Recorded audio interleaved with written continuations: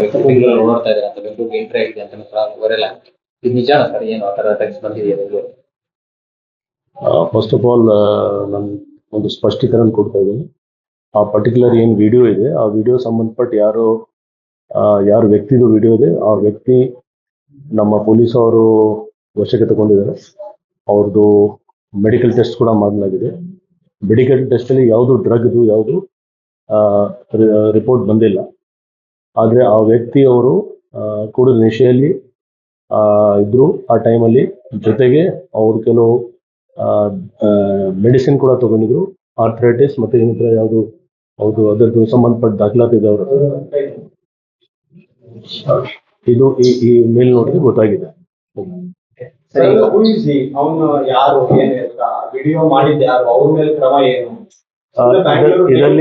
ಇದರಲ್ಲಿ ಎರಡು ಭಾಗ ಇದೆ. ಒಂದು ವಿಡಿಯೋ ವೈರಲ್ ಮಾಡೋರು ಯಾರು, ಅದರ ಬಗ್ಗೆ ನಾವು ನಮ್ಮ CCB ವಿಂಗ್ ಮತ್ತೆ ನಾರ್ತ್ ಈಸ್ಟ್ ಡಿವಿಷನ್ DCP ಅವರು ಎಲ್ಲರೂ ಪ್ರಯತ್ನ ಮಾಡಿ ಫೈಂಡ್ ಔಟ್ ಮಾಡ್ತಿದ್ದಾರೆ ಎಲ್ಲಿಂದ ಅದು ವಿಡಿಯೋ ವೈರಲ್ ಆಗಿದೆ.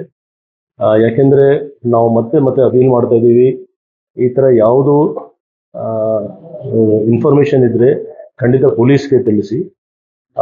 ಸುಮ್ಮನೆ ಒಂದು ಆತಂಕ ಸ್ಪ್ರೆಡ್ ಮಾಡೋದು ಮತ್ತೆ ಫಾಲ್ಸ್ ಇನ್ಫಾರ್ಮೇಶನ್ ಸ್ಪ್ರೆಡ್ ಮಾಡೋದು ಅದು ಇಲ್ಲೀಗಲ್ ಆ್ಯಕ್ಟ್ ಇದೆ. ಅದರ ಬಗ್ಗೆ ನಾವು ಕ್ರಮ ಕೂಡ ತಗೊಳ್ಬಹುದು.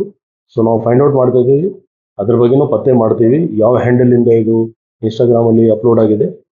ಮತ್ತೆ ಅದಕ್ಕಿಂತ ಮುಖ್ಯವಾಗಿ ಕೆಲವು ರೆಸ್ಪೆಕ್ಟಬಲ್ ಪರ್ಸನ್ಸ್ ಆಫ್ ಸೊಸೈಟಿ, ಸಮಾಜದಲ್ಲಿ ಕೆಲವು ವ್ಯಕ್ತಿಯವರು ಇದ್ದಾರೆ, ಅವರು ಕೂಡ ಇದಕ್ಕೆ ಶೇರ್ ಮಾಡಿಕೊಂಡು ಯಾಕೆಂದರೆ ನೀವು ಅಥವಾ ಯಾರು ನಾವು ಇದಕ್ಕೆ ಸ್ಪಷ್ಟೀಕರಣ ಕೊಡಲಿಕ್ಕೆ ನಮಗೆ ಫಸ್ಟ್ ಮೆಡಿಕಲ್ ರಿಪೋರ್ಟ್ ಬೇಕು. Without medical report, without verification, without fact finding ಸುಮ್ಮನೆ ಈ ಥರ ಒಂದು ಕೆಟ್ಟ ಹೆಸರು ತರಲಿಕ್ಕೆ ಅಥವಾ ಯಾರ ಬಗ್ಗೆ ಈ ಥರ, ಅವರು ಕೂಡ ಒಬ್ಬ ಮನುಷ್ಯ, ಆ ಮನುಷ್ಯ ಬಗ್ಗೆ ಈ ಥರ ಮಾಡಿದರೆ ಖಂಡಿತ ಅವ್ರಿಗೆ ಕೂಡ ಕಾನೂನಿಗೆ ಅವಕಾಶ ಇದೆ ಒಂದು ಕಂಪ್ಲೇಂಟ್ ಕೊಡಲಿಕ್ಕೆ.